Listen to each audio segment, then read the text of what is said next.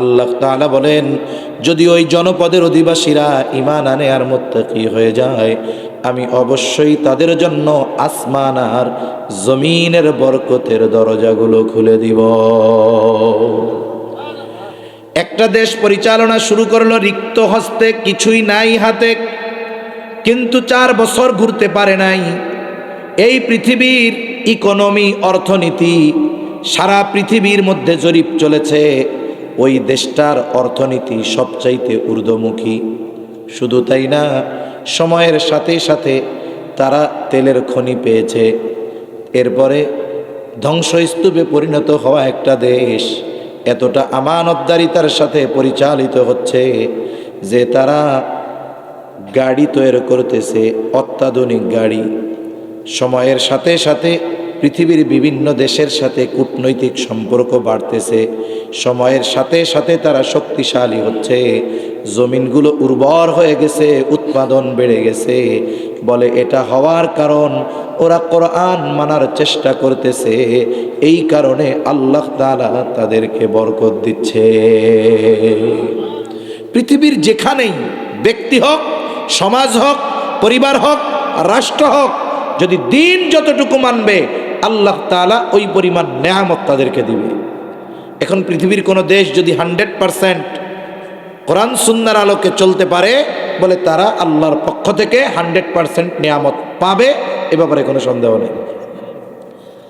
তাহলে আল্লাহ তাআলা আমার আপনার নবীজির সময়, নবীজির মাধ্যমে 1 নম্বর শরীয়ত পূর্ণতার ঘোষণা, 2 নম্বর নেয়ামত, 3 নম্বর আমার আপনার নবীর মাধ্যমে আল্লাহ তাআলা নবুয়তের পূর্ণতার ঘোষণা দিয়েছেন। আল্লাহ তাআলা বলেন, মা কানা মুহাম্মাদুন আবা আহাদিম মির রিজালিকুম ওয়ালাকিন রাসূলুল্লাহি ওয়া খাতামান নাবিয়্যিন ওয়া কানাল্লাহু বিকুল্লি শাইইন আলিমা। আল্লাহ তাআলা বলেন, মুহাম্মদ সাল্লাল্লাহু আলাইহি ওয়াসাল্লাম কোন পুরুষের পিতা নন, ওয়ালাকিন রাসূলুল্লাহ, তিনি হলেন আল্লাহর রাসূল, ওয়া খাতামান নাবিয়্যিন, তিনি হলেন শেষ নবী। তাহলে আমার আপনার নবী হলেন শেষ নবী। আমার আপনার নবীর পরে আর কোনো নবী নাই, আসবে না। ঈসা আলাইহিস সালাম যে আসবে, ওনার মূল আগমন হয়ে গেছে, এখন হবে পুনরাগমন। মূল আগমন হয়ে গেছে, ওনার হায়াতের যে অংশ বাকি আছে, এই অংশ অতিবাহিত করার জন্য আল্লাহ তাআলা ওনারে পুনরায় পাঠাবেন। দেখুন, উনি আসবেন, ওনার উপর একটা কিতাব নাজিল হয়েছিল না, ইনজিল। উনি নাসারা বা খ্রিস্টানদের নবী, কিন্তু উনি যখন আসবেন, হায়াতের বাকি অংশ আল্লাহ তাআলা অতিবাহিত করার জন্য পাঠাবেন। বাইতুল মুকাদ্দাসে আসবেন, দাজ্জালকে হত্যা করবেন। উনি ইনজিলের দাওয়াত দিবেন না, উনি কোরআনের দাওয়াত দিবেন।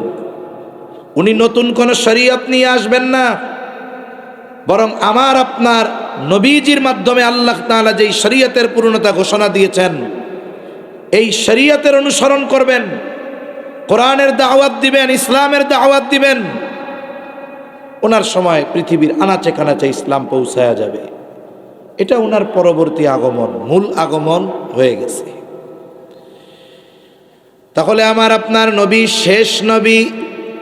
আমার আপনার নবীর পরে আর কোনো নবী নাই।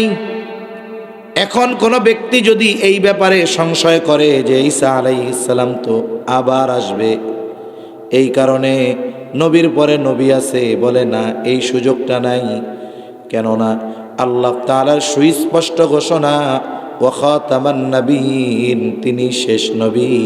শুধু তাই না, নবীজি সাল্লাল্লাহু আলাইহি ওয়াসাল্লাম বলেন, আনা খাতামুন নাবিয়্যিন লা নাবিয়্যা বা'দি, আমি শেষ নবী, আমার পরে আর কোনো নবী নাই। এখন যারা ইনিয়ে বিনিয়ে এই কথা বলতে চায় যে আমার আপনার নবীর পরে ছায়া নবী, জিল্লি নবী, কত নবী আছে, বলে না কাদিয়ানীরা? বলেন তো, যারা বলে এরা ইমানদার নাকি বেঈমান? যদি নামাজ পড়ে তাও বেঈমান, রোজা রাখলে তাও বেঈমান, তাহাজ্জুদ পড়লেও বেঈমান, কোনো সন্দেহ নাই। এদের যোগসূত্র হলো খ্রিস্টানদের সাথে। এজন্য দেখবেন কাদিয়ানীদের সব বড় বড় অফিস আরব বিশ্বের কোনো দেশে নাই, সব ইউরোপ আমেরিকায় এদের পদাচারণা বেশি। ব্রিটিশদের পদলেহনকারী দালাল ছিল তো এরা, এই জন্য এদের হেডকোয়ার্টার ইংল্যান্ডে, লন্ডনে। এরা হলো ব্রিটিশদের রেখে যাওয়া এই উপমহাদেশের বিস্ফোড়া। ব্রিটিশরা ইসলামের যা ক্ষতি না করতে পারছে ওরা তো মেরে ফেলছে। একজন ইমানদাররে যদি মেরে ফেলে, সে যদি ইমানদার হয় সে তো শহীদ, কোনো অসুবিধা আছে? কিন্তু বাইসা থাকলো কিন্তু তার ইমান নাই, ওই বাইসা থাকার চাইতে মরে যাওয়া ভালো। ইমানহীন হয়ে বেঁচে থাকার চাইতে ইমান সহ মরে যাওয়া ভালো। এই বিস্ফোড়া দিয়ে গেছে যে এরা মানুষকে জানে মারবে না, কিন্তু ইমানে শেষ করে ফেলবে, এই দায়িত্ব দিয়ে গেছে ওদের। এজন্য এই যে আমাদের দেশ সহ কাদিয়ানি তৎপরতা শুধুমাত্র তাদের মাধ্যমে চলে না তা নয়, বরং তাদেরকে প্রত্যক্ষ পরোক্ষভাবে সর্বোচ্চ সহযোগিতা করে খ্রিস্টান মিশনারিগুলো। আমরা রাষ্ট্রীয়ভাবে এদেরকে কাফের ঘোষণার ব্যাপারে দাবি তুলি। কেন? রাষ্ট্রীয়ভাবে ঘোষণা দিলেও কাফের, না দিলেও কাফের, তবে এদের পরিচয় আলাদা করা দরকার। কেন? আমাদের সমাজে যেই সমস্ত হিন্দু ভাইয়েরা আছে, আমরা কি কোনো সময় বলি যে রাষ্ট্রীয়ভাবে এদেরকে হিন্দু ঘোষণা করতে হবে? কোনোদিন বলছি আমরা? খ্রিস্টানদের কথা বলছি, কেন বলি নাই? আর ওদেরটা কেন বলি? কারণ খ্রিস্টান তার খ্রিস্টান পরিচয়ে এই সমাজে বসবাস করে, একজন হিন্দু হিন্দু পরিচয়ে এই সমাজে বসবাস করে। বাংলাদেশ সহ অবস্থানের একটা দেশ, অনেক ধর্মমতের মানুষ এখানে আছে। বাংলাদেশের সহ অবস্থান হিন্দু, মুসলিম, বৌদ্ধ, খ্রিস্টানদের একসাথে আছে, অসুবিধা নাই। কিন্তু কাদিয়ানীদেরকে কাফের ঘোষণা কেন করা দরকার? যদিও ওরা কাফের, আবার ঘোষণা করা কি দরকার? বলে এই জায়গায় বিষয়, ওরা খতমে নবুয়তকে অস্বীকার করে হইছে কাফের, কিন্তু পরিচয় দেয় আমরা মুসলিম, ধর্মও লেখে ইসলাম। তার মানে কি হলো? হিন্দু তার ধর্ম পরিচয়কে গোপন করে আমাদের সমাজে বসবাস করে না, বৌদ্ধ করে না, খ্রিস্টান করে না, কিন্তু কাদিয়ানীরা তাদের মূল পরিচয় কাফের পরিচয় গোপন করে ইসলাম আর মুসলমানদের লেবাসে পরিচয় বহন করে এই সমাজের সরল মনা মুসলমানদের ঈমান হরণের খেলায় মেতে উঠে। ঠিক কিনা বলে? এই সুযোগ তো দেওয়া যাবে না। তাদেরকে আরেকটা ধর্ম পরিচয় দিয়ে দেন যে তাদের ধর্ম কাদিয়ানী ধর্ম, ইসলাম ব্যবহার করতে পারবে না। এই বাংলাদেশে তারা বসবাস করুক, আমাদের আপত্তি নাই। আজ পর্যন্ত কোনো আলেম বলে নাই যে ওদেরকে মেরে ফেলেন, দেশ থেকে বের করে দেন। বলে আমাদের দেশে যেমন অন্যান্য ধর্মের মানুষেরা রাষ্ট্রীয় সুযোগ সুবিধা, নাগরিক সুযোগ সুবিধা ভোগ করতেছে, বসবাস করতেছে, নিরাপত্তা পাচ্ছে, ওরাও পাবে, রাষ্ট্রীয় সুযোগ সুবিধা ভোগ করবে, তবে মুসলিম পরিচয়ে নয়, কাফের পরিচয়ে। ঠিক কিনা বলে? আমরা শুধু এতটুকুই চাই। কিন্তু কিছু সুশীল মুসলমান আছে আমাদের মধ্যে, বলে হুজুর এরা যেহেতু কাফের, তাহলে সরকার ঘোষণা করুক আর না করুক, এরা তো কাফেরই, এটা নিয়ে বাড়াবাড়ি করার কি দরকার? এরকম আছে না কিছু কথা বলে? এগুলো হলো শয়তানের সেক্রেটারি। এগুলা আল্লাহ তাআলা সবাইকে সহি বুঝ দান করেন। তাহলে আমার আপনার নবীর মাধ্যমে আল্লাহ তাআলা নবুয়তের পূর্ণতা দিয়েছেন। 4 নাম্বার, আল্লাহ তাআলা আমার আপনার নবীজির মাধ্যমে উত্তম আখলাকের পূর্ণতা দিয়েছেন। নবীজি সাল্লাল্লাহু আলাইহি ওয়াসাল্লাম নিজে বলেন, ইন্নামা বুইসতু লিউতাম্মিমা মাকারিমাল আখলাক, আমাকে উত্তম চরিত্রে পরিপূর্ণতা প্রদানার্থে প্রেরণ করা হয়েছে। তার মানে আমার আপনার নবীজির আগে সব নবী উত্তম চরিত্রওয়ালা, কোনো সন্দেহ নাই। কিন্তু আমার আপনার নবীজি হলেন উত্তম চরিত্রে পরিপূর্ণতা দান করনেওয়ালা নবী। আমার আপনার নবীজির মাধ্যমে এই বিষয়গুলো আল্লাহ পূর্ণতা দিয়েছেন। কথা শেষ। তাহলে যিনি গোটা সৃষ্টি জগতের জন্য আদর্শ হবেন, আইডল হবেন, 1 নাম্বার তিনি গোটা সৃষ্টি জগতের জন্য প্রেরিত হবেন। 2 নাম্বার তার জীবন হবে বহুমুখী জীবন, যেই জীবনে মানব জীবনের সব সমস্যার সমাধান পাওয়া যাবে।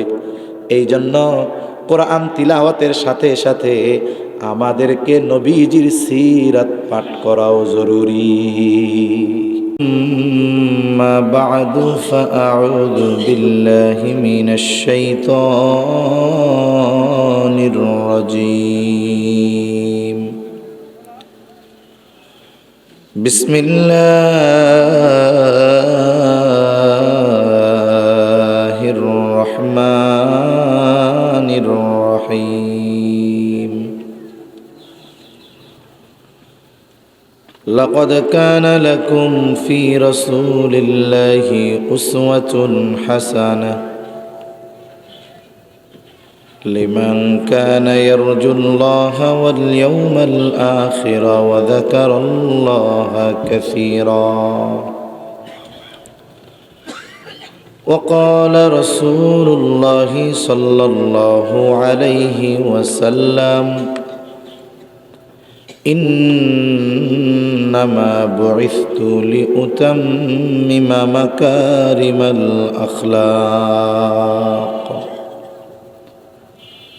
أو كما قال النبي صلى الله عليه وسلم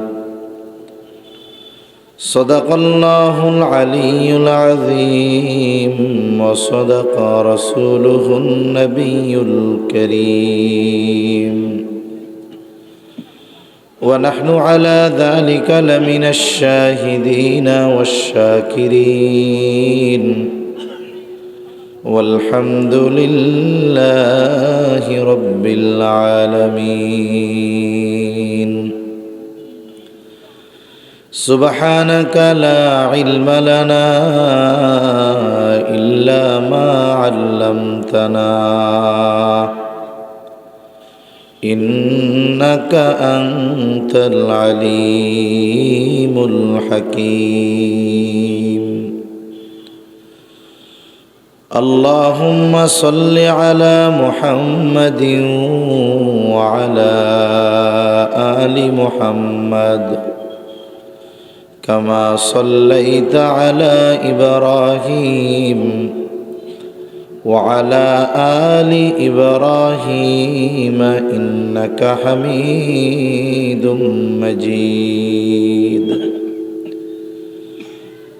اللهم بارك على محمد وعلى آل محمد كما باركت على إبراهيم وعلى آل إبراهيم إنك حميد مجيد الحمد لله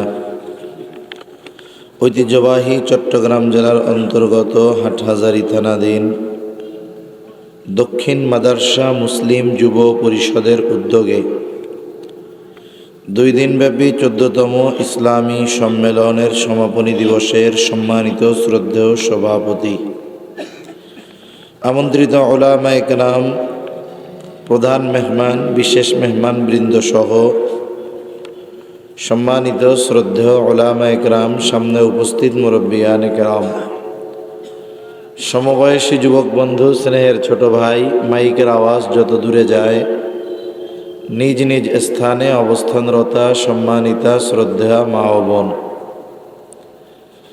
আল্লাহ তাআলার দরবারে অগণিত শুকর, যে মহান মালিক আমাদের হায়াতে বরকত দিয়ে সুস্থ রেখে তার মহান হুকুম এশার নামাজের পর কিছু দিনই কথা বলবার এবং শ্রবণ করবার সুযোগ যে মহান মানিব দান করেছেন, সে মহান মানিবকে খুশি করার জন্য মহব্বতের সাথে অন্তর থেকে জবান খুলে কালিমাতুশ শুকর পাঠ করি আলহামদুলিল্লাহ। অগণিত দুরূদ ও সালাম সৈয়দুল আম্বিয়া, আশরাফুল আম্বিয়া, খাতামুল আম্বিয়া, ইমামুল মুরসালিন, রহমাতুল লিল আলামিন মুহাম্মাদুর রাসূলুল্লাহ সাল্লাল্লাহু আলাইহি ওয়াসাল্লামের উপর আমি আপনাদের খেদমতে পবিত্র কোরআনুল কারীমের একটি আয়াতের অংশ ও রাসূল আকরাম সাল্লাল্লাহু আলাইহি ওয়াসাল্লামের অগণিত হাদিস থেকে একটি হাদিস পাঠ করেছি। আল্লাহ তাআলার কাছে তৌফিক চাই, আল্লাহ তাআলা কিছু কথা বলার তৌফিক দেন, যে কথাগুলো আমাদের সবার দুনিয়া এবং আখিরাতের জন্য কল্যাণকর হয়, সকলে জবান খুলে বলি আমিন। যে আয়াতখানা তিলাওয়াত করেছি, এই আয়াতে আল্লাহ তাআলা বলেন, লাকাদ কানা লাকুম ফি রাসূলিল্লাহি উসওয়াতুন হাসানা। অবশ্যই তোমাদের জন্য রাসূলের জীবন আদর্শের মধ্যে রয়েছে উত্তম আদর্শ। রাসূল আকরাম সাল্লাল্লাহু আলাইহি ওয়াসাল্লাম গোটা সৃষ্টি জগতের জন্য অনুসরণীয়, অনুকরণীয়, আইডল। আধুনিক ভাষায় বলে না, অমুক আমার আইডল। রাজনীতির আইডল, ব্যবসার আইডল, খেলাধুলার আইডল।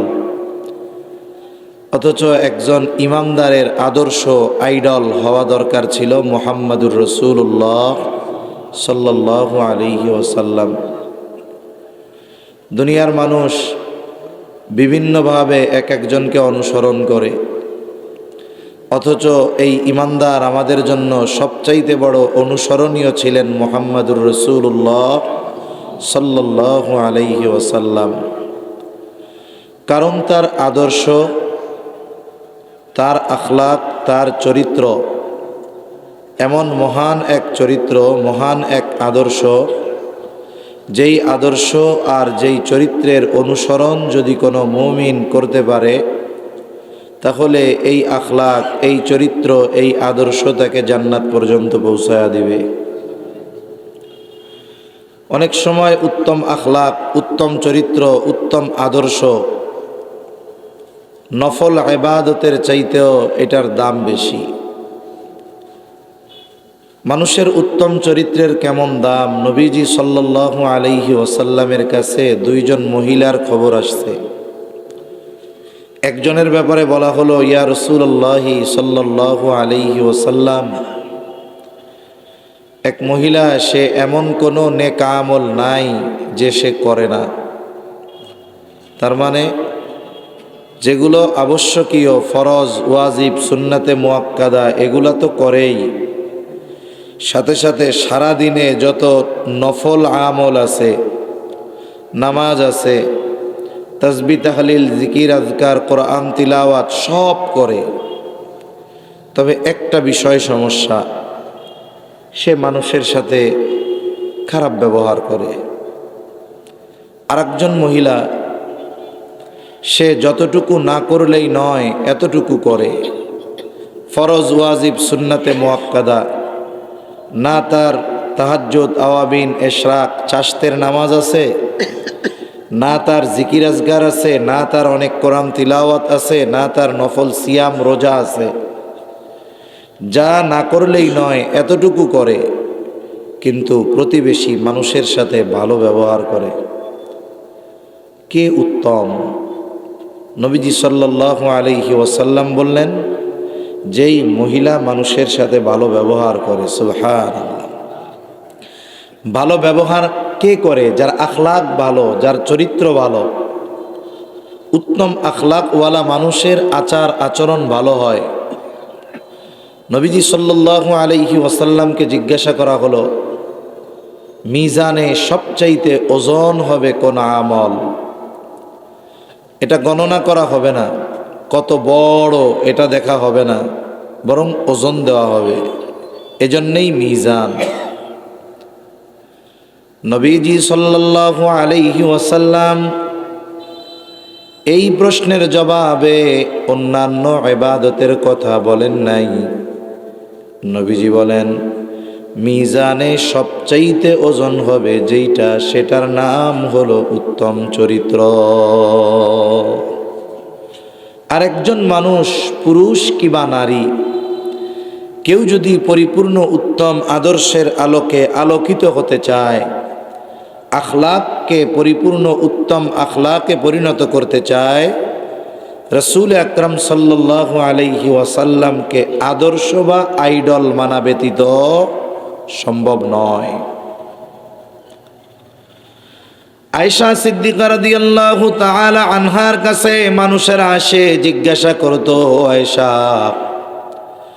রাসূলুল্লাহ সাল্লাল্লাহু আলাইহি ওয়াসাল্লামের চরিত্রের ব্যাপারে বলেন, কেমন ছিল নবীজির চরিত্র?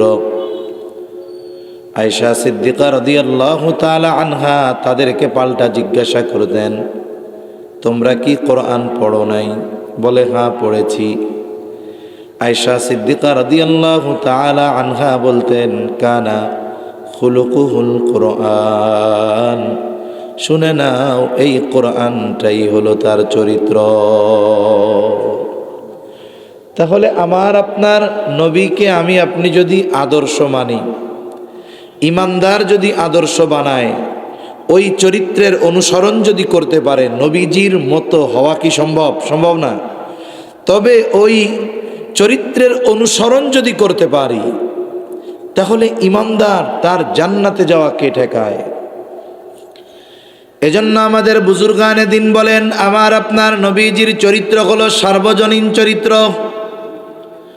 যেই চরিত্রের অনুসরণ যদি কোনো বেঈমান করে, বেঈমান হয়তো ঈমান না থাকার কারণে সে জান্নাতে যেতে পারবে না, কিন্তু ওই চরিত্র অনুসরণ করার কারণে এই দুনিয়াতে সে ব্যর্থ হবে না, দুনিয়ার জীবন তার উজ্জ্বল হয়ে যাবে।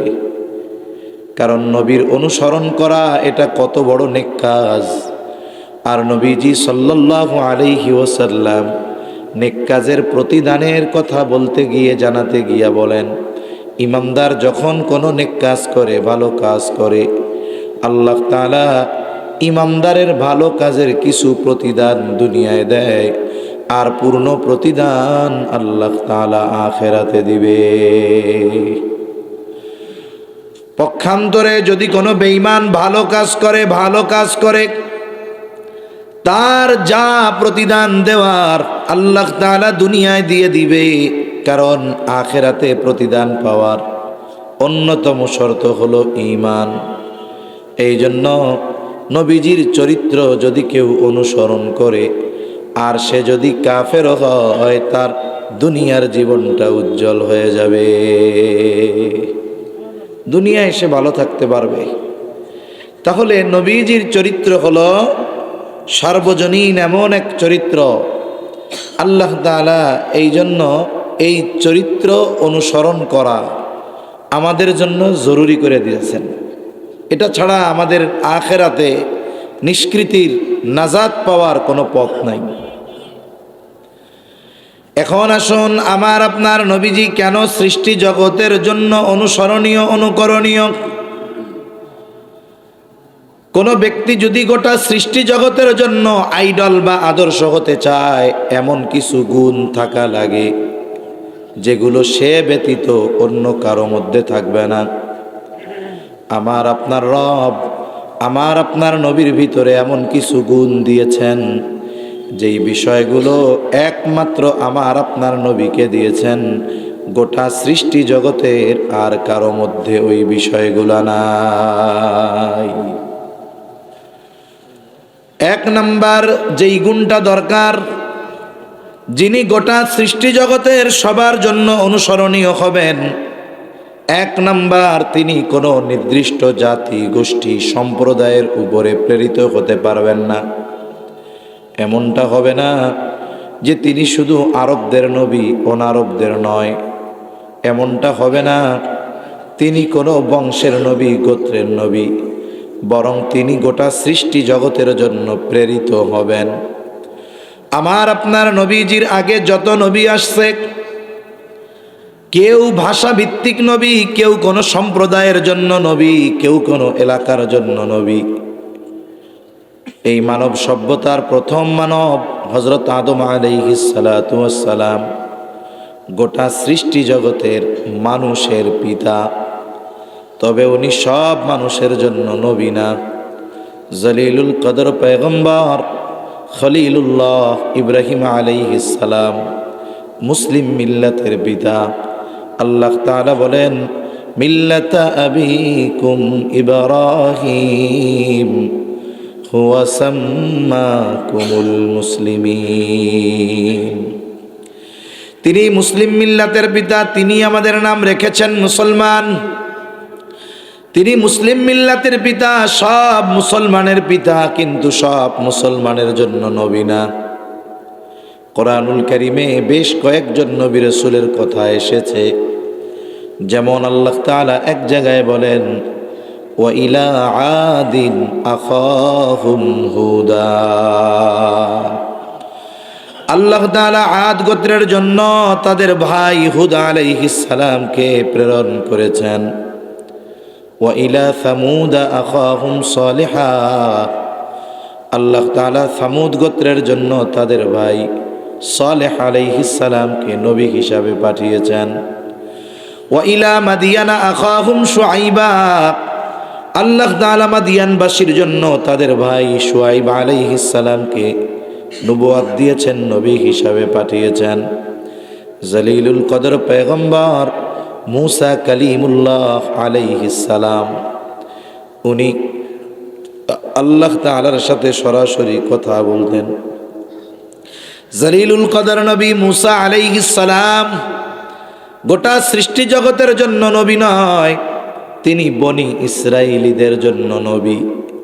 তবে ইহুদিরা দাবি করে শুধু আমাদের নবী, আর কারো না। ঈসা রূহুল্লাহ আলাইহিস সালাম, তিনি নাসারাদের জন্য নবী। তাহলে আমার আপনার আগে যত নবী এসেছেন, কেউ কোনো এলাকার জন্য নবী, কেউ কোনো গোত্রের জন্য নবী, বংশের জন্য নবী। কিন্তু আমার আপনার নবীজির ব্যাপারে আল্লাহ তাআলা বলেন, হাবিব আপনি বলেন, কুল ইয়া আইয়ুহান নাসু ইন্নী রাসূলুল্লাহি ইলাইকুম জামিআ। আল্লাহ তাআলা বলেন, আপনি বলেন, ইয়া আইয়ুহান নাস, হে মানব সম্প্রদায়। এই জায়গায় কোনো গোত্র, কোনো বংশ, শুধুমাত্র ইমামদার যারা, তাদেরকে উদ্দেশ্য করে নয়, গোটা মানব জাতিকে উদ্দেশ্য করে আল্লাহ তাআলা ঘোষণা দিতে বলেন। আপনি বলেন, ইন্নী রাসূলুল্লাহি ইলাইকুম জামিআ, আমি তোমাদের সকলের নিকটে আল্লাহ তাআলার পক্ষ থেকে প্রেরিত, আমি তোমাদের সকলের রাসূল। তাহলে আমার আপনার নবীজির নবুয়তির পরিব্যাপ্তি নির্দিষ্ট কোনো গোত্র, বংশ, এলাকার মধ্যে সীমাবদ্ধ নয়, বরং আমার আপনার নবীজির নবুয়তির বিস্তৃতি কত দূর, নবুয়তির পরিব্যাপ্তি কত দূর। কোরআনুল কারীমে সর্বাধিক পঠিত যেই সূরার নাম হলো সূরা ফাতিহা। সূরা ফাতিহার শুরুতে আল্লাহ তাআলা বলেন, আলহামদুলিল্লাহি রাব্বিল আলামিন, সকল প্রশংসা আল্লাহর জন্যই। কে তিনি? রব্বুল আলামিন, তিনি হলেন জগৎ সমূহের প্রতিপালক। জগৎ শুধু একটা না, অগণিত জগৎ আল্লাহ তাআলা সৃষ্টি করেছেন। জগৎ যে একটা না, অনেক। আল্লাহ তাআলা এটা তো ১৫০০ বছর আগে কোরআনে জানাইছেন। কিন্তু পৃথিবীর বাইরে যে আরো গ্রহ আছে, আরো জগৎ আছে, বিজ্ঞান জানছে কত বছর? ১০০ বছরও হয় নাই এখনো। কয়েকটা গ্রহের খবর জানছে। যদি নতুন করে কোনো গ্রহের অস্তিত্ব তারা পায়, নাসা খুব ব্যাপক আকারে পৃথিবীব্যাপী এটা প্রচার করে, নতুন একটা গ্রহের সন্ধান পাওয়া গেছে। কিন্তু কোরআনে আল্লাহ তাআলা ১৫০০ বছর আগে জানিয়ে দিয়েছেন, শুধুমাত্র এই পৃথিবী একটা জগৎ নয়, আরো অগণিত জগৎ আল্লাহ সৃষ্টি করেছেন। শুধু তাই না, যদি ওই জগৎ সমূহে প্রাণ থাকে, প্রাণী থাকে, যা কিছু আছে, সকল কিছুর প্রতিপালক যিনি, তিনি কে? কত জগৎ আছে এর কিন্তু কোনো হিসাব নাই। কয়েকটার আবিষ্কার করতে পারছে বিজ্ঞানীরা, এর বাইরে যে আরো কত কত কত আছে জগৎ, এর হিসাব বিজ্ঞানী করতে পারে নাই, পারবেও না। এই যত জগৎ আছে, সব জগতের রব কে? এই রব আল্লাহ। আমার আপনার নবীজির ব্যাপারে বলেন, ওয়ামা আরসালনাকা ইল্লা রাহমাতাল লিল আলামিন। আল্লাহ তাআলা বলেন, আপনাকে আমি জগৎ সমূহের জন্য রহমত হিসাবে প্রেরণ করেছি।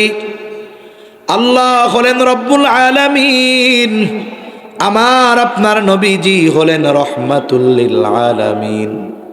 আল্লাহ হলেন জগৎ সমূহের জন্য রব, আর আমার আপনার নবীকে বানাইছেন জগৎ সমূহের জন্য রহমত।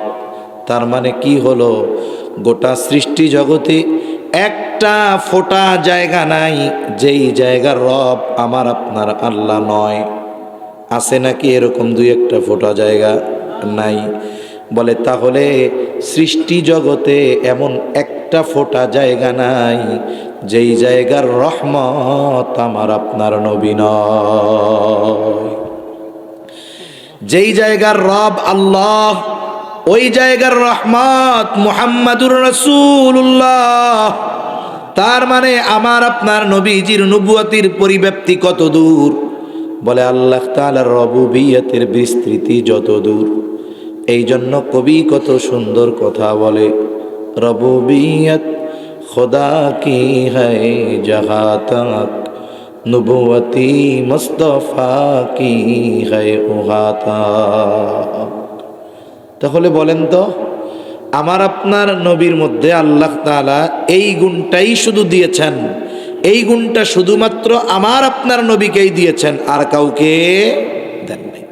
এজন্য নবীজি সবার নবী, অমুসলিমের নবী, সৃষ্টি জগতের যত সৃষ্টি আছে তাদেরও নবী, যত নবী চলে গেছে দুনিয়া থেকে ওই সমস্ত নবীদেরও নবী। সুবহান।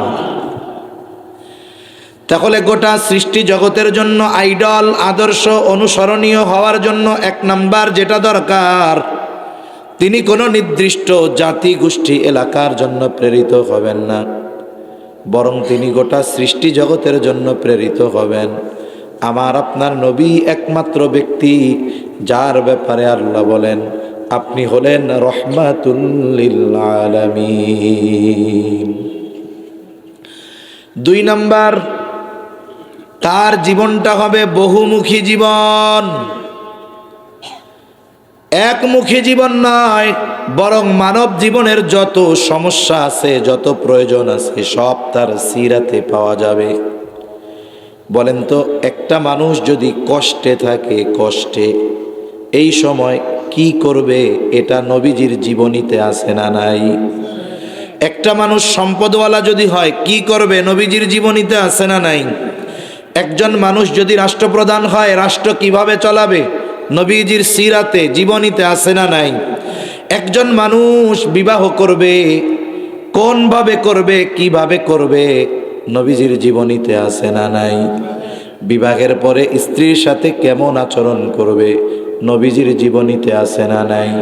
তার মানে মানব জীবনের এমন কোনো বিষয় নাই যদি ওই বিষয়ে কোনো প্রয়োজন হয় যেটা নবীর জীবনে পাওয়া যাবে না।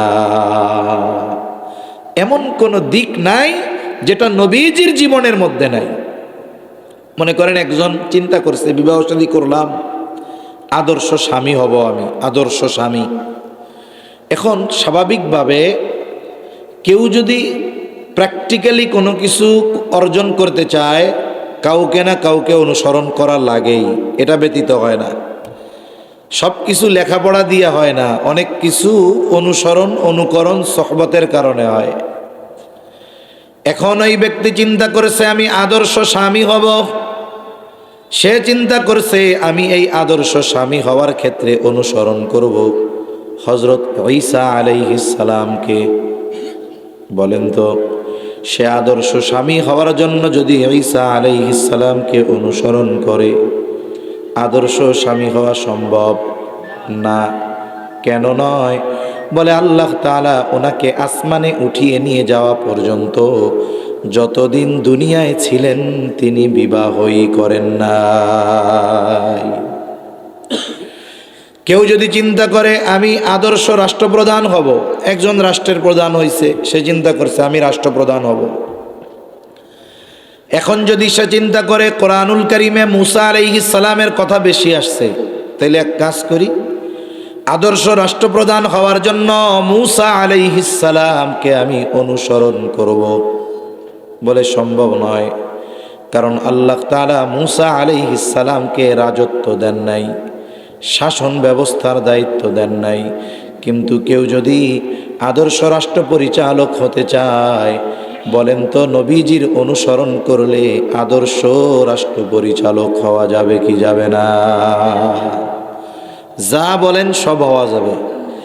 কেউ যদি চায় আমি আদর্শ নানা হব, আদর্শ শ্বশুর হব, আদর্শ সাথী হব, আদর্শ বন্ধু হব, এক কথায় সব কিছু হওয়া সম্ভব। এমন একজন নবী আমরা পাইছি যে আমার জীবনে কোনো সমস্যা, ওই সমস্যাটার সমাধান দরকার, আর এটা নবীর জীবনীতে নাই এমনটা নয়, সব আছে। যে ব্যবসা করে সে যদি চায় আমি আদর্শ ব্যবসায়ী হব, নবীজির অনুসরণ করলে আদর্শ ব্যবসায়ী হতে পারবে। তার মানে তার জীবন হবে বহুমুখী, যেই জীবনে মানব জীবনের সব সমস্যার সমাধান পাওয়া যাবে। 3 নাম্বার, তার সময় এমন কিছু পূর্ণতা পাবে যেগুলো অতীতে পূর্ণতা লাভ করে নাই, পরবর্তীতে ওইগুলাকে আর সংস্কার সংযোজন বিয়োজনের দরকার হবে না। এমন কিছু বিষয়ের পূর্ণতা তার সময় তার মাধ্যমে হবে। এখন আমার আপনার নবীজির মাধ্যমে আল্লাহ তাআলা গুরুত্বপূর্ণ অনেক বিষয়ের পূর্ণতা দান করেছেন। এর মধ্যে গুরুত্বপূর্ণ কয়েকটা জানি। 1 নাম্বার, আমার আপনার নবীজির মাধ্যমে আল্লাহ তাআলা পূর্ণতা দিয়েছেন শরীয়তের। আমার আপনার নবীজির মাধ্যমে আল্লাহ পূর্ণতা দিয়েছেন নেয়ামতের। আমার আপনার নবীজির মাধ্যমে আল্লাহ তাআলা পূর্ণতা দিয়েছেন নবুয়তের। আমার আপনার নবীজির মাধ্যমে আল্লাহ তাআলা পূর্ণতা দিয়েছেন উত্তম আখলাকের। আল্লাহ তাআলা কোরআনুল কারীমের মধ্যে বলেন, আল-ইয়াওমা আকমালতু লাকুম দীনাকুম ওয়া আতমামতু আলাইকুম নি'মাতি ওয়া রাদিতু লাকুমুল ইসলাম দীনা। আল্লাহ তাআলা বলেন, আজ আমি তোমাদের জন্য তোমাদের দ্বীন পরিপূর্ণ করে দিলাম। আল-ইয়াওমা আকমালতু লাকুম দীনাকুম ওয়া আতমামতু আলাইকুম নি'মাতি, আর আমি আজ পরিপূর্ণ করে দিলাম তোমাদের জন্য আমার নেয়ামত। তাহলে আল্লাহ তাআলা শরীয়ত পূর্ণতার ঘোষণা দিলেন, সাথে সাথে নেয়ামত পূর্ণতার ঘোষণা দিলেন। এই ঘোষণাটা, এই আয়াতটা ইহুদিদের কাছে কত তাৎপর্যপূর্ণ ছিল। একজন ইহুদি হযরত ওমর রাদিয়াল্লাহু তাআলা আনহুর কাছে আসছে, এসে বলে, খলিফাতুল মুসলিমিন, আপনাদের কোরআনে এমন একটা আয়াত আছে যা আপনাদের উপরে নাজিল হয়েছে, আপনারা তিলাওয়াত করেন। ওই আয়াতটা যদি মূসা আলাইহিস সালামের উপরে নাজিল হইতো, তাওরাতে থাকতো, তাহলে যেই দিন নাজিল হতো ওই দিনটাকে আমরা ঈদের দিন বানায় নিতাম। হযরত ওমর রাদিয়াল্লাহু তাআলা আনহু বলেন, কোন সে আয়াত? যেই আয়াত মূসা আলাইহিস সালামের উপরে নাজিল হলে, তাওরাতে থাকলে তোমরা ওই দিনটাকে ঈদের দিন বানায় নিতা। এইবার ওই ইহুদি জবাব দিয়ে বলে, আল-ইয়াওমা আকমালতু লাকুম দীনাকুম ওয়া আতমামতু আলাইকুম নি'মাতি। এই আয়াত হযরত ওমর রাদিয়াল্লাহু তাআলা আনহু বলেন, আল্লাহর শপথ, এই আয়াত কোন দিন, কোথায়, কার উপরে নাজিল হয়েছে আমি এটা জানি। আয়াত নাজিল হয়েছে বিদায় হজে আরাফার দিন, দিনটা ছিল জুমার দিন। জাবালে রহমতে আমার আপনার নবীজির উপরে আল্লাহ এই আয়াত নাজিল করেছে। এই আয়াতে আল্লাহ তাআলা আমাদের দিন তথা জীবন ব্যবস্থার পূর্ণাঙ্গতার ঘোষণা দিয়েছেন। মনে রাখতে হবে, অনেকে আমরা ইসলাম বলতে বুঝি, দিন বলতে বুঝি যে শুধু মনে হয় নামাজ, রোজা, হজ, যাকাত, এই সমস্ত কিছুই মনে হয় শুধু দিন। তা না, মানব জীবনের জন্ম থেকে নিয়ে কবর, ঘর থেকে নিয়ে সংসদ, সব জায়গার সমস্যার সমাধান এই ইসলামের মধ্যে আছে না নাই? শুনুন, একটা হলো বাস্তবায়ন করা, আর একটা হলো বিশ্বাস। প্রথমে বিশ্বাস, এরপরে বাস্তবায়ন। একজন ব্যক্তি এটা বিশ্বাস করে যে ইসলামে সব আছে, পারিবারিক জীবন, ব্যক্তিগত জীবন, পারিবারিক জীবন, সামাজিক জীবন, রাষ্ট্রীয় জীবন, অর্থনৈতিক জীবন, রাজনৈতিক জীবন, পররাষ্ট্রনীতি, অর্থনীতি, কূটনীতি, সমাজনীতি, পৌরনীতি, এক কথায় পৃথিবী পরিচালনার জন্য যা দরকার সব কিছু ইসলামে আছে না নাই? বিশ্বাস তো করি, তাইলে ঈমান বাঁচল। কিন্তু সমস্যা হলো কিছু মানুষ অতি উৎসাহী হয়ে বলে যে না না না, ইসলামে এগুলা নাই, ইসলাম হলো মসজিদের মধ্যে সীমাবদ্ধ, ধর্ম এটা পার্সোনাল ম্যাটার, ধর্মের সাথে রাষ্ট্রের সম্পর্ক নাই, ধর্মের সাথে অর্থনীতির সম্পর্ক নাই। আমি বলি ওই ব্যক্তি তাহাজ্জুদ যদি পড়ে ও বেঈমান, কোনো সন্দেহ নাই। একটা কথা আমি আমল করতে পারতেছি না, এটা আমার গোনাহ, ব্যর্থতা, আল্লাহ চাইলে মাফ করতে পারে, কিন্তু আমি যদি অবিশ্বাস করি ঈমান থাকবে না। আজীব অবস্থা।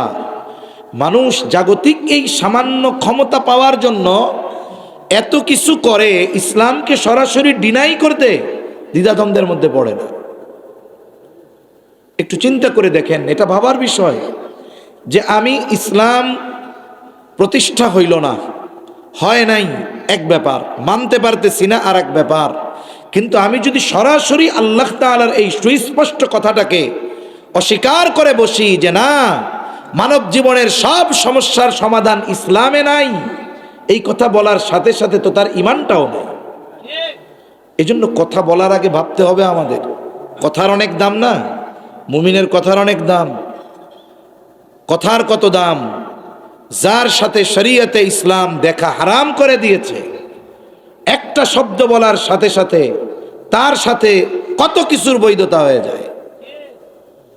আবার যার সাথে 40-50 বছর সংসার করছে, এক কথার দ্বারা মুহূর্তের মধ্যে হারাম হয়ে যায়। কথার দাম আছে অনেক।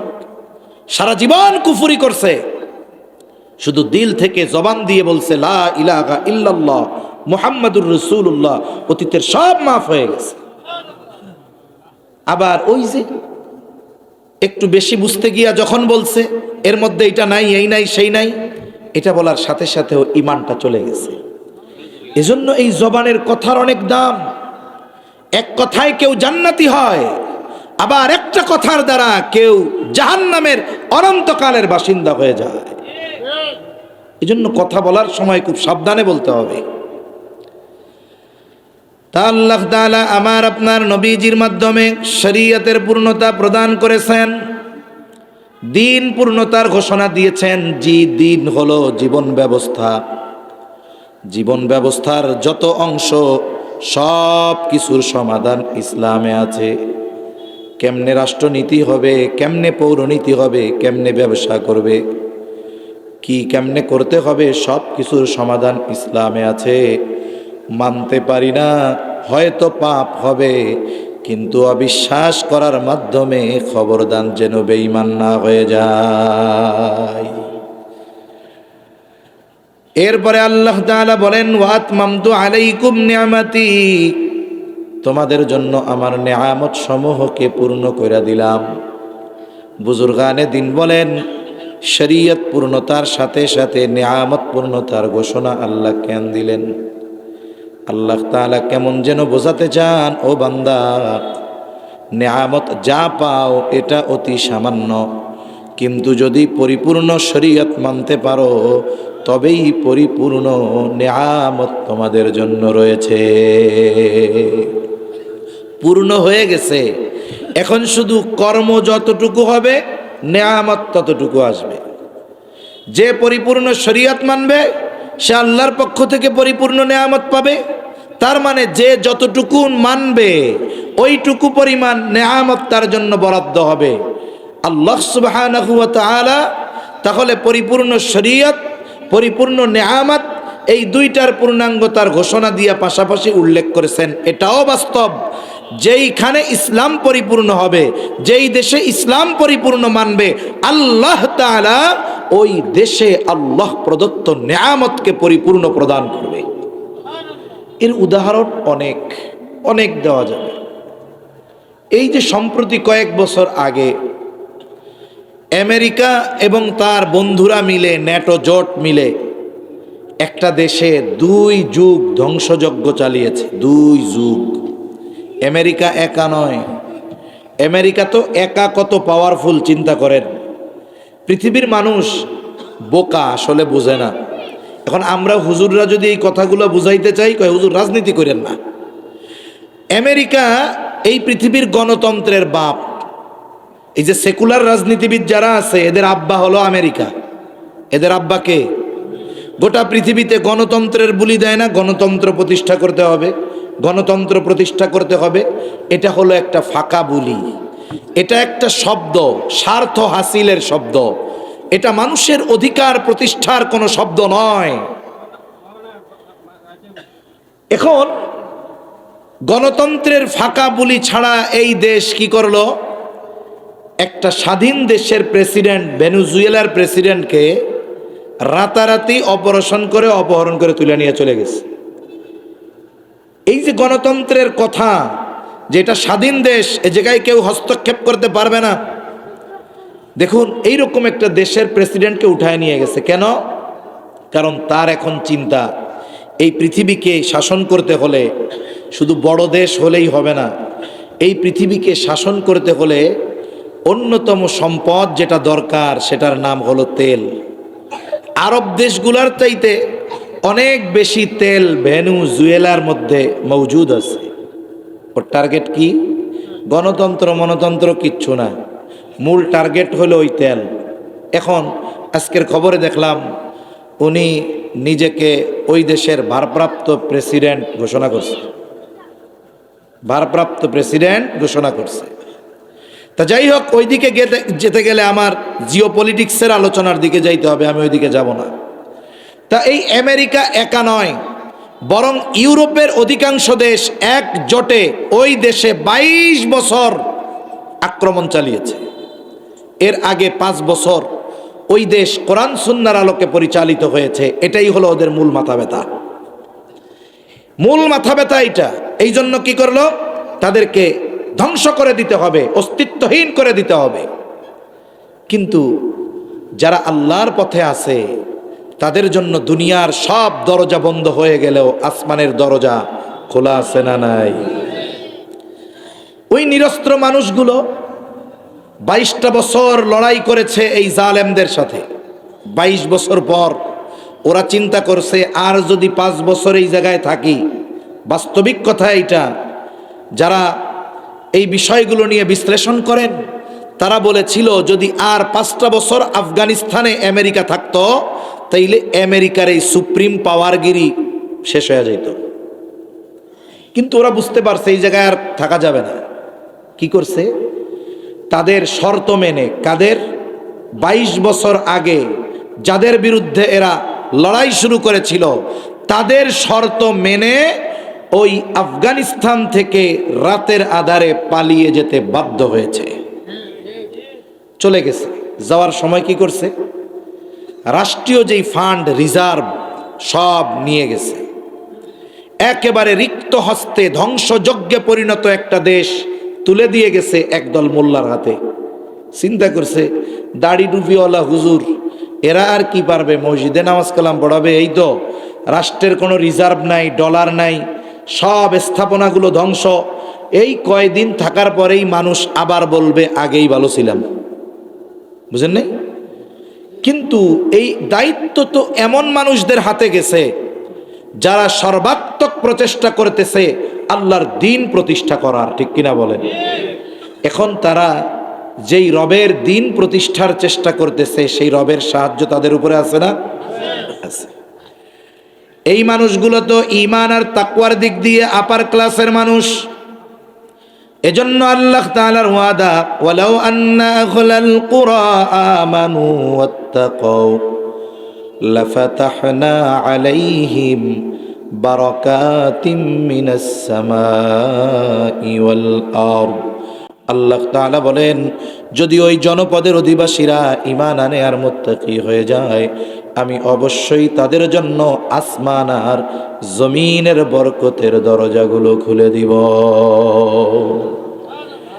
একটা দেশ পরিচালনা শুরু করলো রিক্ত হস্তে, কিছুই নাই হাতে, কিন্তু 4 বছর ঘুরতে পারে নাই। এই পৃথিবীর ইকোনমি, অর্থনীতি, সারা পৃথিবীর মধ্যে জরিপ চলেছে, ওই দেশটার অর্থনীতি সবচাইতে ঊর্ধ্বমুখী।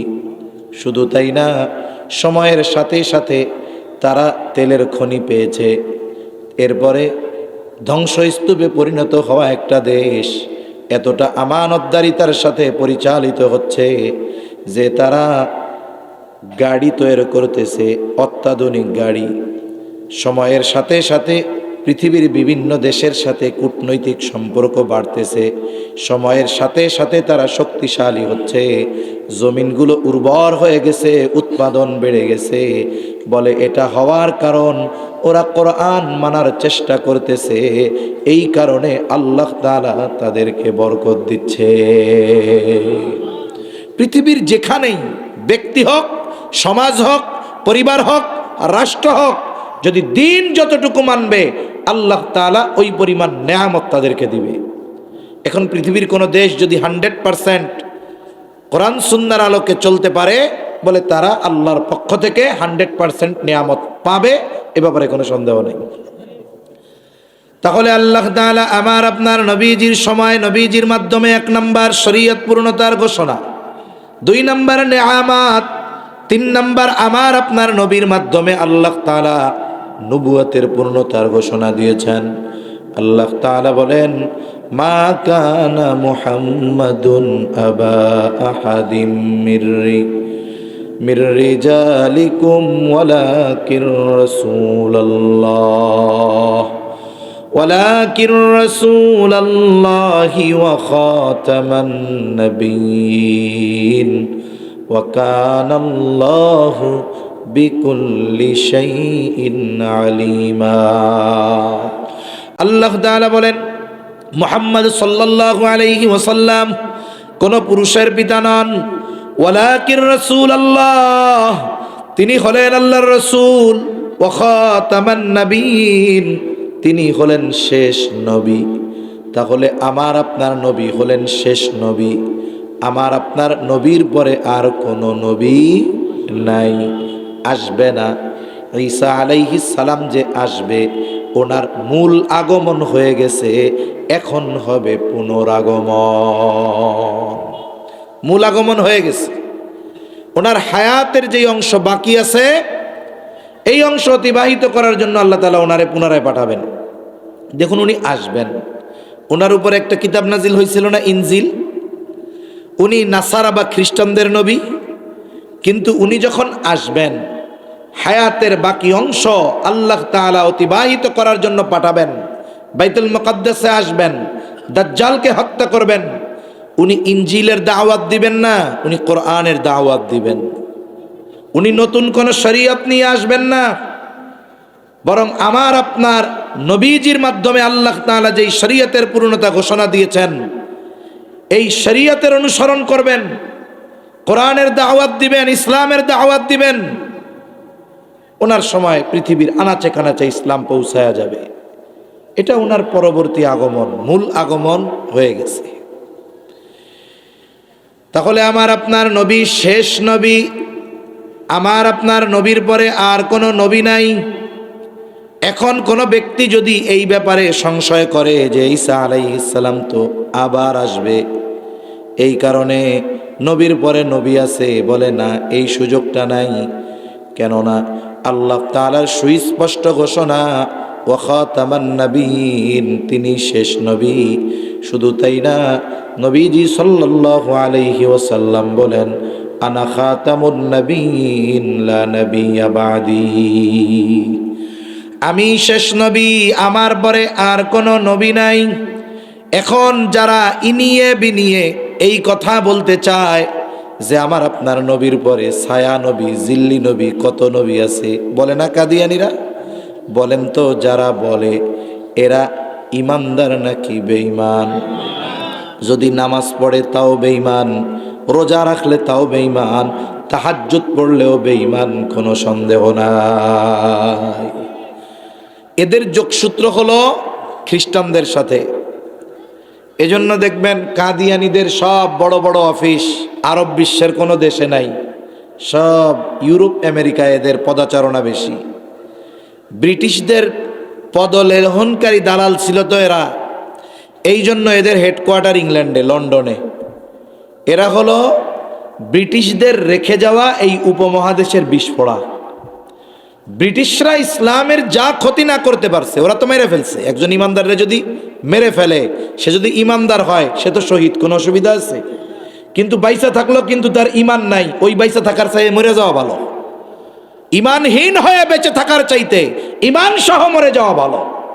এই বিস্ফোড়া দিয়ে গেছে যে এরা মানুষকে জানে মারবে না কিন্তু ইমানে শেষ করে ফেলবে, এই দায়িত্ব দিয়ে গেছে ওদের।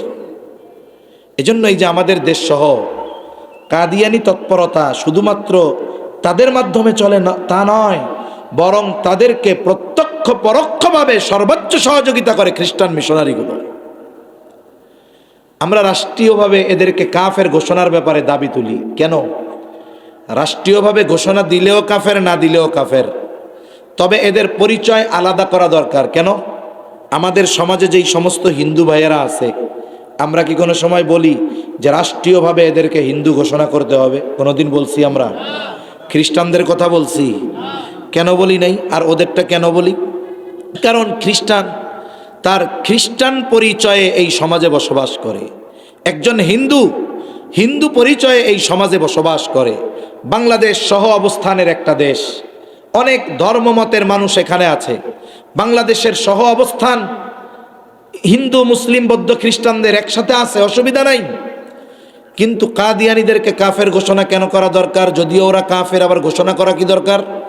বলে এই জায়গায় বিষয়, ওরা খতমে নবুয়তকে অস্বীকার করে হইছে কাফের, কিন্তু পরিচয় দেয় আমরা মুসলিম, ধর্মও লেখে ইসলাম।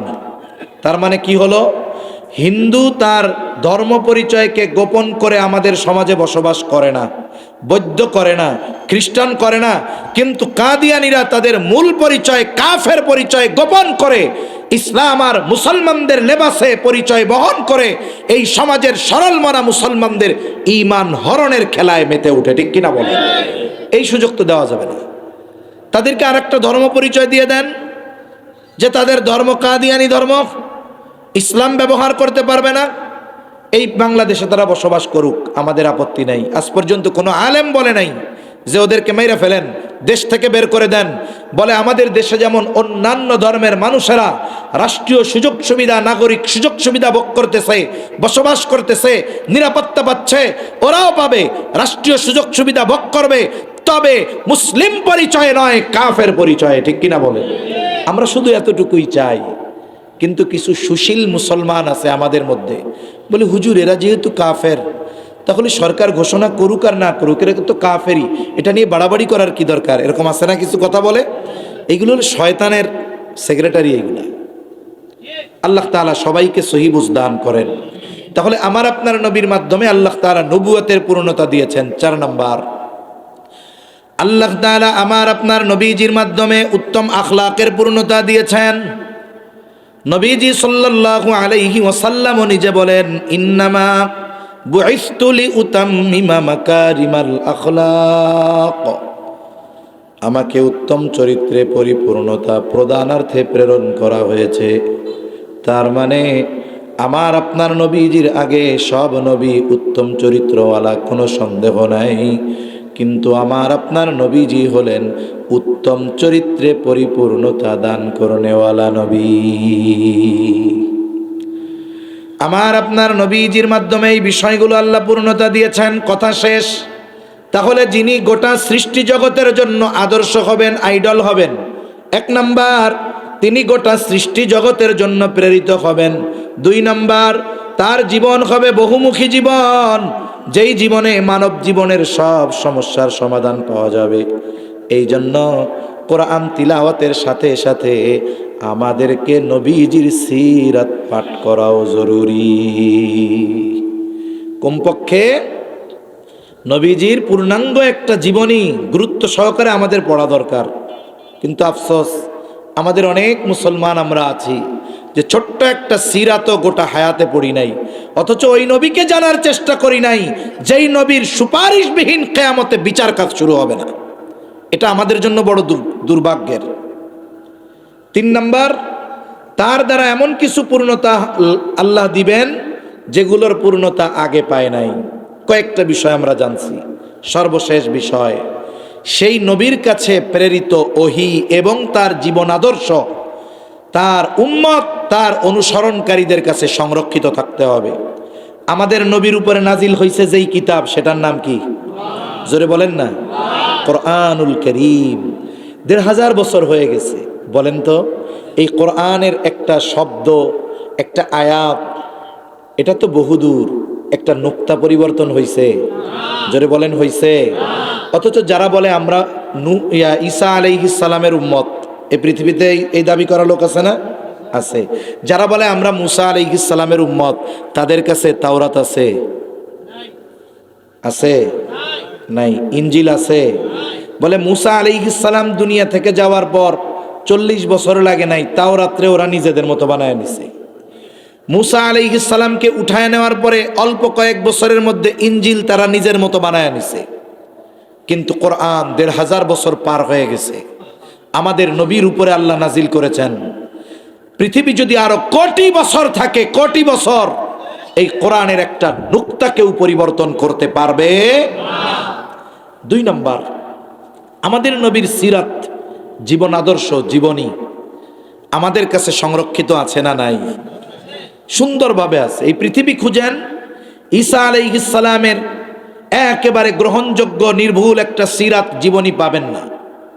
যতটুকু পাবেন এই কোরআন হাদিস থেকেই নেওয়া লাগবে। মুসা আলাইহিস সালামের জীবনী খুঁজেন, ওদের কাছে পাবেন না। যতটুকু পাওয়া যাবে কোরআন হাদিস থেকেই তাদের বিষয়টা পাওয়া যাবে। কিন্তু আমার আপনার নবীজির ব্যাপারে আমরা কি জানি? নবীজির কথাগুলোকে মুহাদ্দিসিনে কেরাম কত সতর্কতার সাথে সংরক্ষণ করেছেন। আমরা তো আমাদের নবীকে দেখি নাই, কিন্তু আমাদের এইটা জানা আছে নবীজির চুল কয়টা পাকছিল, দাড়ি কয়টা পাকছিল, হ্যাঁ, নবীজি কেমনে হাসতেন, নবীজি কেমনে চলতেন, কি খাইতে পছন্দ করতেন। শামায়েলে তিরমিজির মধ্যে আমার আপনার নবীজির আকার আকৃতির বর্ণনা বিশদ আকারে আছে না নাই?